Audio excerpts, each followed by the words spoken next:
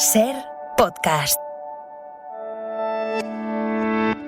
En La Vista del Lobo hablamos de Perú, de no solo selecciones, de la victoria de Castillo por 48.000 votos y las impugnaciones de Keiko Fujimori, sino un poco más allá. Vamos a hablar también con Raquel Reynoso Rosales, que es de la Asociación de Servicios Educativos Rurales, que nos explica cuál es la situación del mundo rural, que es el que ha dado la gran sorpresa en las elecciones de Perú, que no es el mundo que sale en las cifras macroeconómicas. También hablamos de China, recurrimos a Rafael Bueno, director de Política Social y Educativa de Casa Asia, para charlar un poco sobre China. Si Biden, que vende que China es el gran rival militar mundial y que la Unión Europea debe seguir esa senda con Estados Unidos, ¿es así o no es así? ¿Y cuáles son los retos que presenta China? También hablamos con Luis Miquel Hurtado, corresponsal de la SER en Teherán, sobre las elecciones de Irán que ha ganado Ebrahim Raisi y qué representa que este ultraconservador sea el presidente de Irán en los próximos años.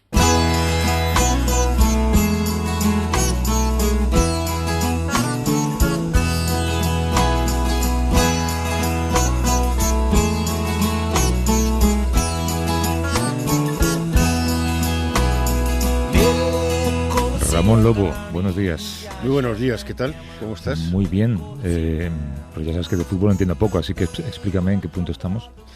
Pues estamos en un punto delicado porque... Estabas sonriendo mientras que hacíamos el resumen este.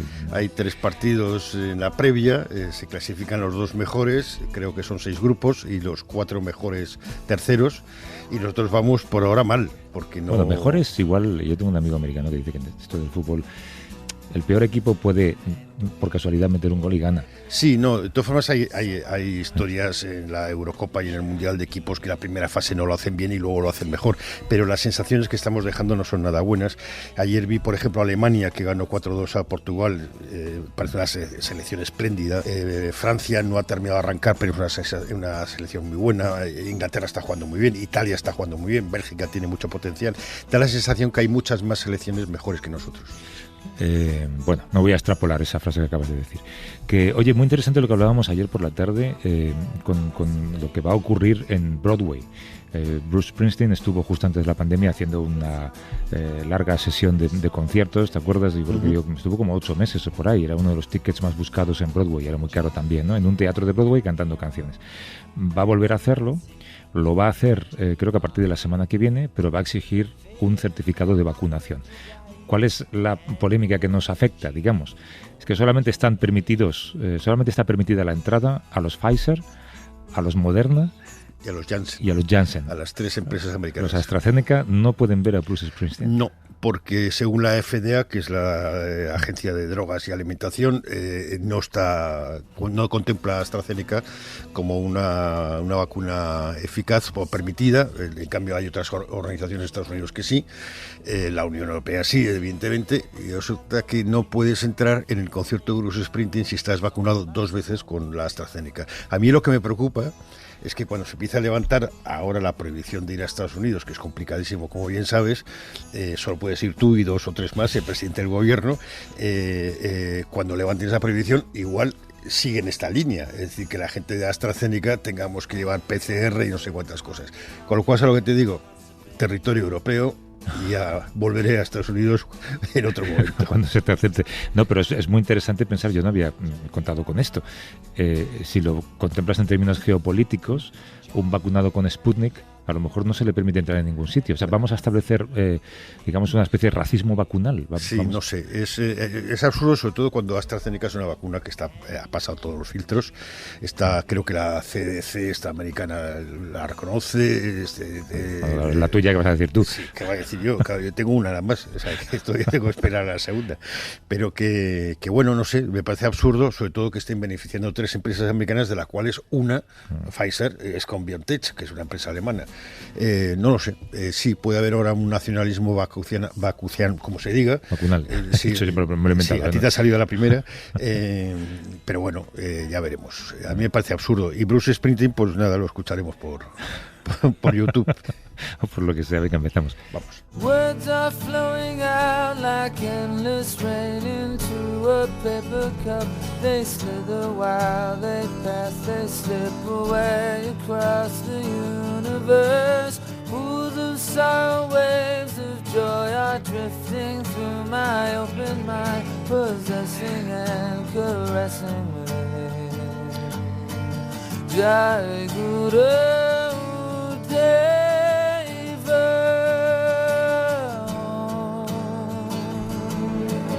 Nothing's gonna change my world. Nothing's gonna change my world. Nothing's gonna change my world. Nothing's gonna change my world. Un Rufus joven cantando una canción de los Beatles. ¿Cómo me haces esto, Ramón? Va a cantar en Madrid ahora, y creo que no va a haber problemas con AstraZeneca. Solamente dejan entrar a los de AstraZeneca. Exacto, solo pueden entrar a los de AstraZeneca. Oye, Perú celebró la segunda vuelta de las elecciones presidenciales el día 6 de junio y ese día casi 30 millones de peruanos eligieron a su nuevo presidente después de una campaña muy polarizada, la más polarizada de la historia de ese país, y el maestro rural y candidato de izquierdas, Pedro Castillo, es el que ganó por un margen muy estrecho, pero ganó a la candidata conservadora Keiko Fujimori. A partir de ahí, tormenta. ¿Qué ha ocurrido, Ramón? Bueno, hay un montón de impugnaciones, no se ha podido proclamar todavía la victoria. Él ganó por 48.000 votos, Keiko Fujimori está reclamando una serie de irregularidades y hasta que no se resuelvan no podrá proclamarse. Es muy interesante este caso porque Keiko es la hija de Fujimori, un dictador que causó un daño terrible a Perú y ha estado ahí. Y Castillo es un líder rural de izquierda, maestro, líder de los maestros, que ha sorprendido a la izquierda de Lima, porque la izquierda de Lima está en las redes sociales. Resulta que hay una realidad fuera que no está en las redes sociales, y esa realidad fuera la ha representado el Castillo, que ahora veremos si él sabe aterrizar en el siglo XXI o no. La persona que va a llevarle la economía dice que han aprendido muchas lecciones, no solo en Perú, sino en otros países que se han cometido errores y que saben lo que tienen que hacer. No sé si ha leído el artículo de Mario Vargas Llosa hoy en El País. Él básicamente dice que las opciones son o recontar todos los votos para garantizar que ha habido fraude, que es lo que él quiere, sí, para que gane su candidata, que es Fujimori, o repetir las elecciones, que es imposible, pero la posibilidad de aceptar los resultados, esto no está contemplado. No, de donde es él, creo que es Arequipa, ¿no? Su pueblo natal o su zona natal, arrasó del Castillo, o sea que ahí hay poco que contar. Bueno, Perú es uno de los países del mundo con más muertos por coronavirus. La pandemia y la economía son dos de sus principales preocupaciones, y a todo ello hay que sumar la pobreza del Perú rural, que se agrava cada día más. El país necesita, desde luego, soluciones urgentes. De todo ello podemos hablar en los próximos minutos con la presidenta de la Asociación Servicios Educativos Rurales, que es entidad colaboradora de Manos Unidas en Perú, y nos atiende desde Lima, que son 7 horas menos, así que se lo agradezco mucho. Es Raquel Reynoso Rosales. ¿Cómo estás, Raquel? Buenos días. Muy buenos días, Javier. ¿Qué tal? Ramón, buenos días. ¿Cómo están? Un gusto estar con ustedes. Y gracias por permanecer, supongo que despierta, para poder charlar un ratito con nosotros. Perú, Raquel, es un país que mira al futuro, pero que se encuentra lastrado siempre por una crisis económica. Es un país con riqueza, pero lleno de pobres, como decía alguien. ¿Cuáles son los principales retos que tendría que enfrentar Pedro Castillo si logra asumir la presidencia? Pues muchísimos, la verdad. El primerísimo, diría yo, combatir el tema sanitario. Como ya bien lo han dicho ustedes, tenemos las cifras muy escandalosas de víctimas. 189.000 víctimas fallecidas, más que el conflicto armado interno que tuvimos. Con un sistema sanitario muy venido a menos también, con una atención primaria que no ha podido enfrentar en sus primeros momentos la pandemia. También otro reto importante, producto de la pandemia además, y que les va a tocar ahora, es la reactivación económica. Y esto es importante porque no es cualquier reactivación que tiene que hacer, porque como ustedes saben también, Perú tiene el 70% de su economía informal. Eso quiere decir que hay muchos trabajadores y trabajadoras pues que no tienen todos los beneficios laborales, no están ahorrando para su jubilación. Vivimos en una economía informal y entonces así no queremos seguir. Entonces ese es otro reto importantísimo. Pero sin embargo, creo que uno de los mayores retos también que tiene es el de la gobernabilidad. hay dos, Perú, digamos, está partido en dos ahora, por justamente estar cansado ya la ciudadanía, la mayoría de la ciudadanía, por la ineficiencia del Estado, de la gestión estatal, por tanta corrupción, por tanto que se han incrementado, digamos, las personas que tienen mucho dinero, y los que menos tienen, pues su vida no ha cambiado. Muy por el contrario, con la pandemia se ha venido a menos. Tenemos justamente en Perú, según las cifras que han hecho en la encuesta del 2020, digamos, ¿no es cierto? Hemos retrocedido 10 años de lo que se había avanzado. Y lo que pasa es que siempre hemos estado mirando, y eso pasa con aquellos países que hemos pretendido entrar a la OECD, que te has venido con todas las cifras macroeconómicas, ¿no? Pero que has dejado atrás justamente a las poblaciones que no tenían las mismas condiciones para avanzar. Y entonces, a nivel macroeconómico tienes muy buenas cifras, y la pandemia ahora justamente nos ha demostrado que ese crecimiento pues no ha sido real. Y ya ves tú que con una canasta básica de 352 euros al mes, una familia, que en teoría es el cálculo que tenemos para que una familia de 4 miembros sobreviva, ahora hay familias con 88 euros al mes que la están viviendo mal. Es decir, se ha incrementado la pobreza, y sobre todo también en zonas donde las condiciones pues han estado pésimas. Y esa es la reacción que han tenido ahora en las elecciones que hemos tenido, ¿no? Muchos han querido poner, digamos, mucha fuerza a estigmatizar a esta población que está pidiendo a gritos estos cambios profundos. Pero claro, si tú dices ya no quiero vivir de esta economía, ya los tildan de terrucos, ¿no? Este es el término que han utilizado para denigrar a tanta población de la zona rural, a tanta población de zona que está en pobreza y pobreza extrema, que ya están diciendo basta, no queremos seguir viviendo en estas condiciones donde no tenemos ni garantizada una salud de calidad, una educación de calidad. Ha habido mucho ausentismo también y mucha deserción escolar, porque justamente las zonas rurales no están conectadas. El Ministerio de Educación puso un programa de Aprendo en Casa para tener la educación remota, pero claro, eso ha sido beneficiado en partes donde hay conectividad. Y en las zonas rurales, en la selva, en los lugares más alejados, decían, no hay problema, si no hay internet, pues lo harán por radio. Pero es que ni tampoco radio llega bien, ¿no? Ya ustedes habrán visto las noticias que los niños iban subiendo a las montañas para ver dónde captaba mejor la señal de radio, ¿no? Pues eso, en unos primeros meses, excelente, pero no van a estar así todo el año, ¿no? Entonces, es un reto enorme el que tienen que a empezar, digamos, en este nuevo gobierno que nos toca, y sobre todo el tema de reconciliarse, ¿no? Es increíble cómo esta campaña que se han encargado los medios, los actores políticos que han apoyado a la señora Fujimori, han hecho una guerra sucia, podríamos denominarla, que ha calado tan hondo en nuestro país que incluso familias han terminado dividiéndose por estar apoyando a uno u otro. Amigos de barrio, de la infancia. Es que la pelea en redes sociales es increíble. Ese nivel de reconciliación va a ser muy duro, pero sobre todo también a nivel del Parlamento ahora, ¿no? Vamos a seguir teniendo una crisis de gobernabilidad en el país. O sea, gane quien gane, una vez que se terminen los recuentos y todo lo demás, pues va a haber un problema de gobernabilidad en nuestro país, definitivamente. Uno de los problemas que tiene Perú, las zonas rurales, que eran los mismos que hay en Ecuador y en otros sitios, es la lucha, y en Centroamérica, la lucha entre las mineras y los derechos indígenas, la tierra, las expulsiones, los desahucios. Eso es un problema muy grave que ha empujado también a Castillo, ¿no?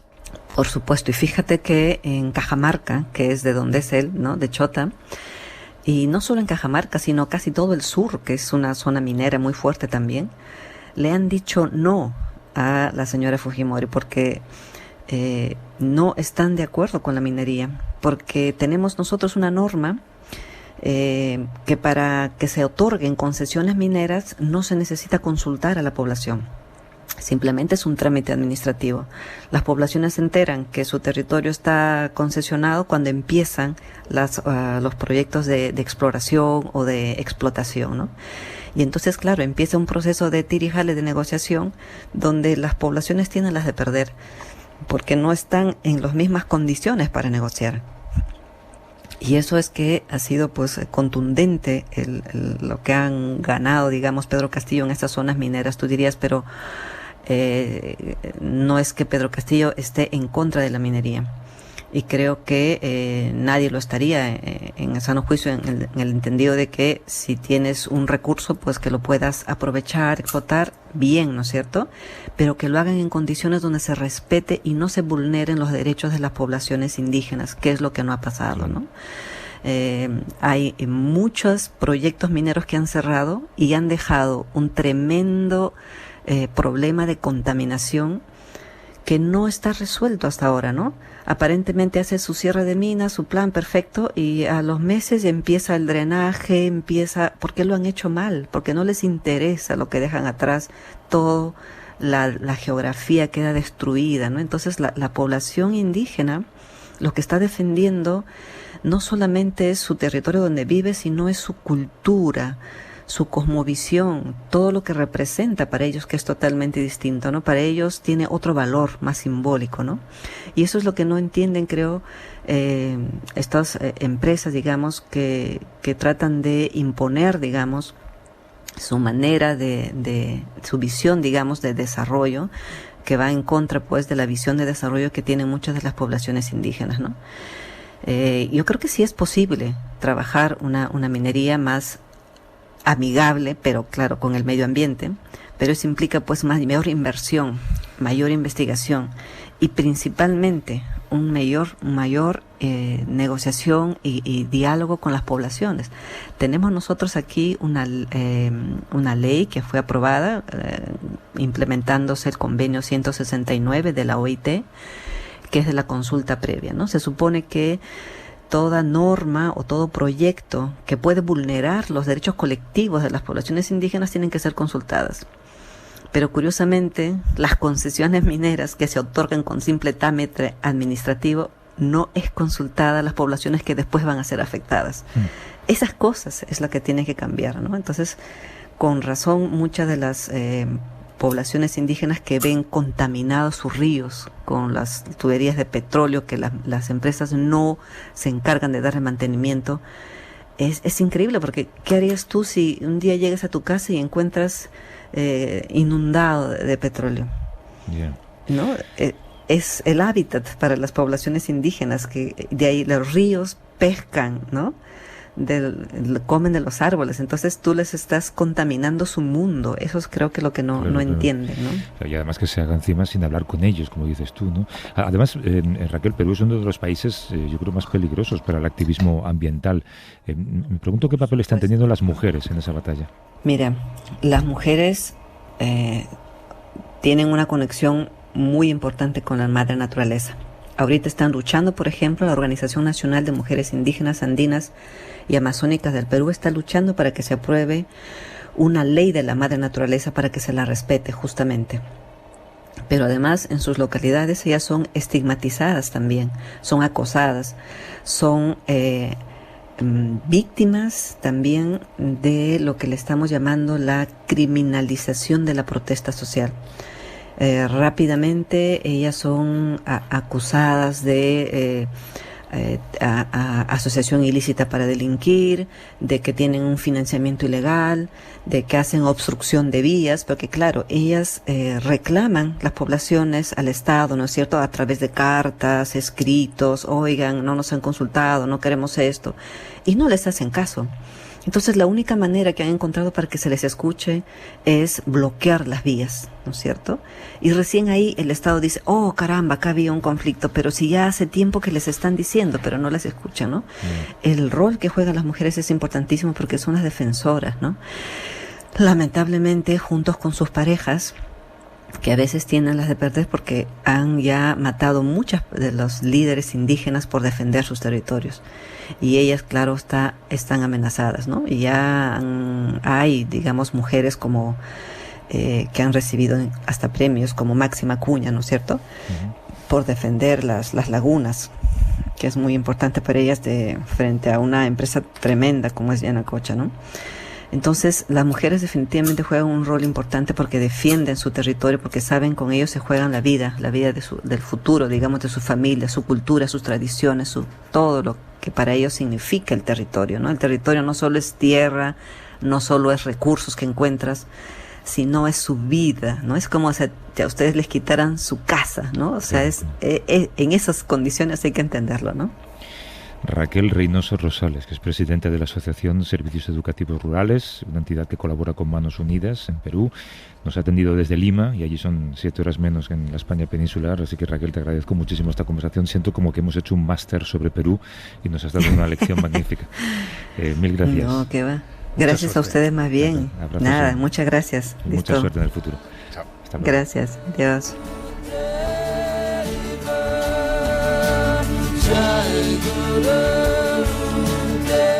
Qué buena conversación, ¿verdad? Sí, porque para los indígenas la tierra es la identidad.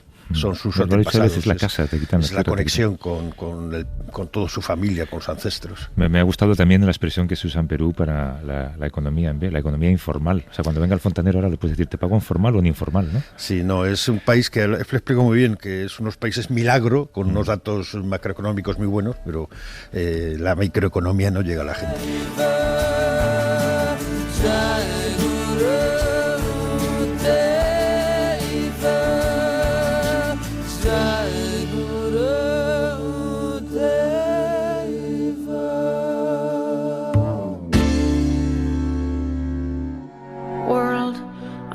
To leave you better, I want my life to matter. I am afraid I have no purpose here. Ramón, hace unos meses el Fondo Monetario Internacional elaboró un informe que determinaba a los países con más potencial del mundo y su previsión para los próximos años.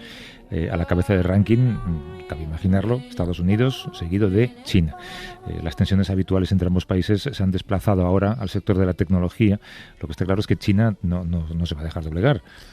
No, además ha salido muy fuerte de la pandemia, todavía estamos en ella, pero está saliendo muy fuerte la pandemia. Estados Unidos ha tenido a Trump, Biden ahora pasa por Europa y nos ha estado vendiendo la moto de que China es el gran enemigo y tenemos que estar con ellos en la lucha contra China. que es una potencia militar. Es como si Biden estuviera aplicando el esquema de la Guerra Fría, que es en el que se ha educado él con la Unión Soviética, a China. Pero parece que no es comparable. No sé si China es una potencia mundial militar que aspira a controlar el mundo, o los problemas son más bien regionales. Es una potencia emergente muy interesante que nos va a dar mucho que hablar. No sé si entra ya en la categoría de emergente. De momento Biden no ha levantado las sanciones que Trump impuso contra China. En círculos diplomáticos, políticos y militares ya se está hablando abiertamente de guerra fría, como dices tú, ¿no?, entre ambos países. Rafael Bueno es director de Política, Sociedad y Educación de Casa Asia. Nos atiende desde Barcelona. ¿Cómo estás, Rafael? Buenos días. Hola, ¿qué tal? Buenos días. Te traslado esa pregunta. ¿Tú crees que arranca o que se puede hacer esa comparación, una guerra fría entre Estados Unidos y China? Bueno, yo lo que creo es que estamos en una lucha por un cambio de modelo de gobernanza y no es una guerra fría como la que ya vivió el mundo, porque no es una guerra ideológica, no hay bloques, no hay un muro de Berlín en donde por cambiarte de bando pues pongas en riesgo tu vida. Estamos en este cambio, en esta lucha por un cambio donde hay dos modelos opuestos, el de valores que promulga Estados Unidos y el de la eficacia que presenta China, ¿no? Como decía Deng Xiaoping, no importa que el gato sea blanco o negro, lo que importa es que cace ratones, y es esta lucha por cambiar un poco las reglas del juego. Si esa frase la copió Felipe González y fíjate cómo ha acabado, ¿no? China ha unido un poco las partes negativas de los dos modelos, ¿no? Del capitalismo y del comunismo. ¿Tú crees que China realmente es una potencia con aspiraciones militares mundiales o es una exageración de Biden? Bueno, China es una potencia en muchos ámbitos, el militar también, lo que pasa es que todavía no es comparable a Estados Unidos, es una potencia, probablemente la potencia militar más importante de Asia. No hay que olvidar que es una potencia nuclear, o sea que aquí esto es un tema serio. Tiene ya un programa militar modernizado y propio, ya no tiene que depender de la Unión Soviética o de Rusia como pasaba antes, pero si miramos, por ejemplo, el gasto en defensa, pues el gasto estadounidense triplica al chino, o sea, todavía están muy lejos, pero el gasto de China es infinitamente superior al que pueda tener India, Japón, Corea del Sur. Y esto es importante. Luego también yo creo que en un conflicto hay otro elemento que es el de la voluntad de llegar hasta el final y aceptar cualquier precio, como ocurrió en la guerra de Corea, ¿no? Que China, pues en un caso de conflicto, yo lo veo más predispuesto a llegar y pagar a cualquier precio, ¿no? Por conseguir sus objetivos que otros estados. Y los principales conflictos que puedan surgir y que serán globales también, pero están allí, ¿no? El Mar del Sur de China, Taiwán, y ahí sí que China sí que es una potencia militar. El propio presidente chino, Xi Jinping, lo ha verbalizado de una manera muy particular. Ellos dicen que quieren, o él ha dicho que quiere convertirse en la primera economía mundial en 2028 y ser la primera potencia mundial en el año 2049. Hombre, hay un factor que le proporciona ventaja, ¿no, Rafael? Es el país más poblado del mundo. La fuerza del trabajo en China es un enorme potencial. Sí, bueno, India va a sobrepasar a China pronto como el país más poblado, o sea que tampoco tiene por qué ser el elemento de la población, tiene que ser un elemento fundamental, y la mano de obra en China ahora no es la más barata de Asia ni del mundo. La más barata está en Corea del Norte, y hay países también en el sudeste asiático que tienen una mano de obra mucho más barata. De todas formas, lo que estamos viendo no es nuevo, o sea, incluso esto que dice Xi Jinping, el presidente Xi, de que quieren ser la primera potencia en el 2049, cuando se cumplan 100 años de la proclamación de la República Popular, pues no es algo nuevo, porque China representa ahora casi el 20% del PIB mundial, pero es que si nos vamos hacia atrás, en 1820 China ya representaba el 32%. O sea que todo lo que estamos viviendo ahora no es algo nuevo, es una repetición de la historia que es cíclica y tiende a repetirse, y yo creo que no es un poco la ceguera, ¿no? de Occidente, que de repente se despierta de lo que pasa en China y lo que representa China, pero todo esto ya se ha vivido en el pasado, ¿no? La nueva ruta de la seda, bueno, claro, es que es la nueva porque ya hubo una previa que creó China y que sirvió para el desarrollo incluso también de Occidente, ¿no? Y yo creo que estamos un poco repitiendo el pasado. ¿Tú crees que la Unión Europea debe seguir a Estados Unidos en esta guerra por defender su primer puesto de superpotencia mundial, o tenemos que tener una política propia e intereses propios? Yo creo que tenemos que tener intereses propios, pero lo más cercanos a Estados Unidos porque nos une más. Como decía antes, a China, que son muy pragmáticos, solo le importa la eficacia de su modelo para que le beneficie personalmente a ellos. Entonces, pues no va a tener ningún problema China en dividir, como ya lo está haciendo, por ejemplo, toda su inversión en Europa, ¿no? En los puertos en el Mediterráneo, en Grecia, en Italia, también luego en sus inversiones en Portugal, el uso de la tecnología, ¿no? Del 5G, pues no le importa dividir, porque China pues antepone sus intereses personales. Pero bueno, la Unión Europea tampoco puede ser un súbdito de los vaivenes de lo que pasa en Washington, ¿no? Este es nuestro gran problema, que la Unión Europea no tiene una política clara y común, porque desde luego de forma individual pues tenemos mucho peso y mucha menos fuerza. Rafael Bueno, que es director de Política, Sociedad y Educación en Casa Asia. Gracias, Rafael. Un abrazo. Muchas gracias. Gracias a vosotros. Un abrazo. I'm looking for a place to start, and everything feels so different now. Just grab a hold of my hand, I will lead you through this wonderland.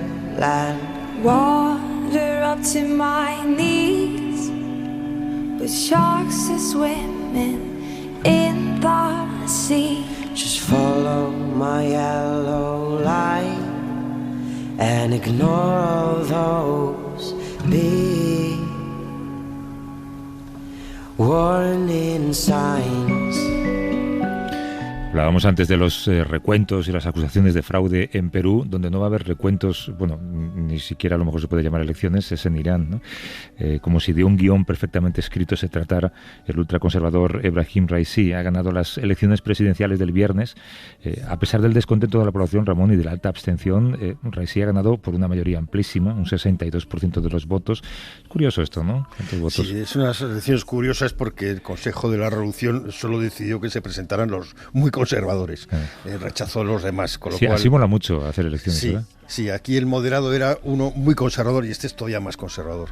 El problema es qué va a pasar, qué va a cambiar, si es que va a cambiar algo, cuál va a ser la política de Irán respecto a Estados Unidos y el asunto nuclear, que es el que importa mucho, cuál va a ser la política nuclear, o sea, de Irán en el Oriente Próximo, es lo que queremos saber. Por cierto, antes del anuncio oficial de los resultados, los tres rivales de Raisi reconocieron su derrota y felicitaron al conservador. Es que ya te digo, a mí me gustaría ganar así unas elecciones. Saludamos a nuestro corresponsal en Teherán, en Irán, aunque hoy nos atiende desde Estambul, en Turquía. Luis Miquel Hurtado, ¿cómo está Luis Miquel? Buenos días, compañeros, ¿cómo estáis? Bien. Oye, todo ha salido, decíamos, según lo previsto. Las élites han logrado maniobrar de forma que los moderados y los reformistas han quedado fuera de ese tablero, ¿no? Eso dicen los resultados. Dentro de lo que ha ocurrido hay facciones y diferencias de parecer, y de hecho uno de los debates era si intentar o no amarrar el resultado de antemano para no dar margen a sorpresas, como por ejemplo la victoria de un candidato incómodo para los poderes fácticos que ahora mismo llevan la voz cantante.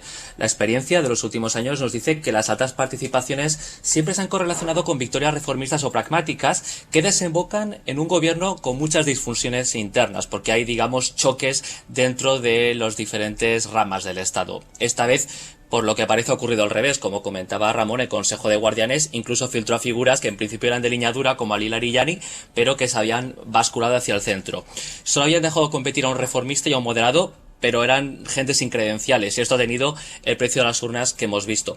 Creo que hay un último detalle que tenemos que tener en cuenta, es que en este periodo de sanciones Estados Unidos ha sido el país que las aplicó, la Unión Europea, el que los toleró, y esto ha reforzado el discurso de la línea dura, la que ha ganado, este discurso que dice que Occidente no es de fiar. Rouhani quedó completamente desacreditado ante sus propios votantes por no haber podido reflotar la economía en este entorno de sanciones, tampoco, por ejemplo, cumplir sus promesas de libertades. Por lo tanto, entre quienes han votado a Raisi también hay un bloque que simplemente busca una mejor gestión económica de lo que ha habido hasta ahora, y que también ha concluido que fiar sus esperanzas a una buena relación con Occidente no trae ningún beneficio. Claro, pero también hay otro bloque enorme, que es el de los que sean de la abstención, ¿no? La mayor abstención en la historia del país. ¿Esto es por apatía o porque ya sabían quién iba a ganar? Bueno, sí, primero por un lado la abstención, que es del 48%, es la más baja en unas elecciones presidenciales. En las elecciones legislativas del año pasado ya tuvimos, es cierto que era en medio de la época de coronavirus, pero era un 42%, y además ganó también la línea dura. El Parlamento quedó completamente en manos de la línea dura. Las facciones del pragmático Rouhani quedaron fuera del Parlamento. ¿Qué nos deja esto? Un grito silencioso de protesta. Es lo que estamos diciendo, que además también se refleja en los votos en blanco e inválidos, que juntos suman el 12%, entre comillas podríamos llamarlo la segunda fuerza ganadora de las elecciones de ayer, porque sacaron más votos en blanco e inválidos que el segundo candidato. Y esto también es a tener en cuenta, porque hay un descontento, y esto es evidente. Hay unos que están descontentos por la situación económica, y hay otros que están descontentos simplemente porque han visto que el sistema ya no cuenta con ellos, ya no cuenta con su voto, ya no cuenta con su opinión. Incluso hay quienes dicen que el término república, dentro de República Islámica, que es como se define el país, quizás ya no tiene tanta importancia como la tenía antes. Y sobre los votos en blanco e inválidos, creo que es importante destacar que sí que hay gente que quizás vota por presión o que todavía no da la espalda al sistema, pero que de esta forma, acudiendo a las urnas y votando en blanco, ha querido expresar este descontento. ¿Qué crees que va a cambiar en la política internacional? Por ejemplo, en el asunto nuclear. porque Raisi tiene una posición bastante dura, ¿no? Sí, pero por ejemplo, en cuestión nuclear, el dossier está en manos del líder supremo. Son cuestiones de Estado que las lleva directamente Ali Jamenei. Se entiende que él dio luz verde para negociar en Viena. Hoy acaba, por cierto, la 6ª ronda de negociación. En unas semanas habrá otra, y además la intención es que se cierre un acuerdo que revitalice el pacto nuclear antes de que Raisi llegue a la oficina, que eso sería para mediados de agosto.